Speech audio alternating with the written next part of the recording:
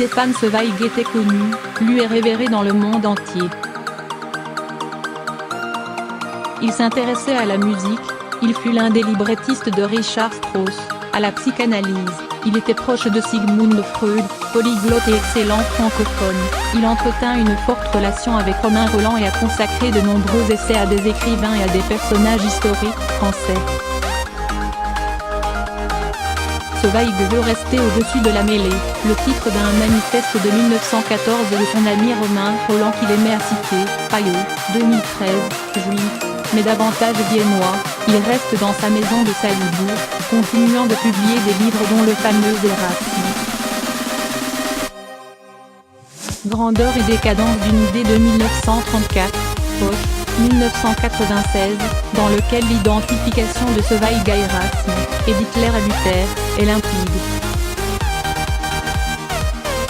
Sa maison perquisitionnée, l'écrivain s'exile à Londres en 1934. Courage, ou non.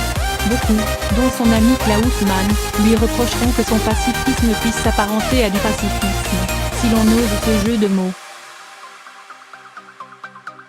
Zweig aura une passionnante relation épistolaire avec le fils de Thomas Mann, Stefan Zweig, Klaus Mann, correspondance 1925-1941, Phébus, 2014. Zweig veut comprendre et exercer seulement une pensée positive, Mann veut agir, voyant avec une sidérante prescience les prémices de l'abîme.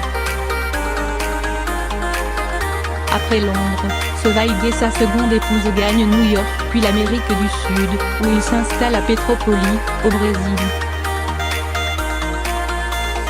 Ils y mettront fin à leur jour le 22 février 1942. Avant d'avaler du Véronal, Zweig laissera un mot, « Je salue tous mes amis ». Puissent-ils voir encore l'aurore après la longue nuit. Moi je suis trop impatient, je pars avant eux. Klaus Mann écrira, dans une nécrologie publiée par un mensuel américain. Certains reprochent en secret au maître d'avoir manqué de courage. D'autres, au contraire, pensent qu'il a fait preuve de courage, et pour cela ils l'admirent. Qu'ils sont plats et présomptueux, nos jugements face à la réalité foudroyante de la mort. Le film Stefan Zweig, Adieu l'Europe, de Maria Schrader, que diffuse Arte, avait fait l'objet d'une critique dans Le Monde le 9 août 2016, on ne saurait reprocher au film, d'abuser du pathétique de la situation. Au contraire, il procède par tableau elliptique, nous montrant un homme affligé, incapable de répondre de manière intellectuellement satisfaisante à la barbarie qui s'abat sur le monde. Ce qui manque en revanche n'en est pas moins l'essentiel, que la figure devienne personnage, que le cadre échappe aux promos de la reconstitution. On est cependant saisi par les dernières images du film, qui ne montrent pas frontalement les corps de l'écrivain et de sa femme côte à côte sur leur lit, alors qu'une photographie largement connue a fixé cette scène terrible.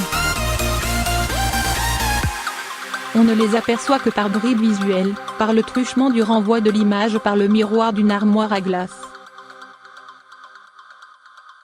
La diffusion de Stefan Zweig, Adieu l'Europe n'est malheureusement pas accompagnée d'un documentaire ou d'un film adapté d'un texte de Zweig, ils ne sont pas rares. Mais ce film donnera sûrement aux spectateurs l'envie d'en savoir plus sur cette figure éminente de la littérature européenne de l'entre-deux-guerres.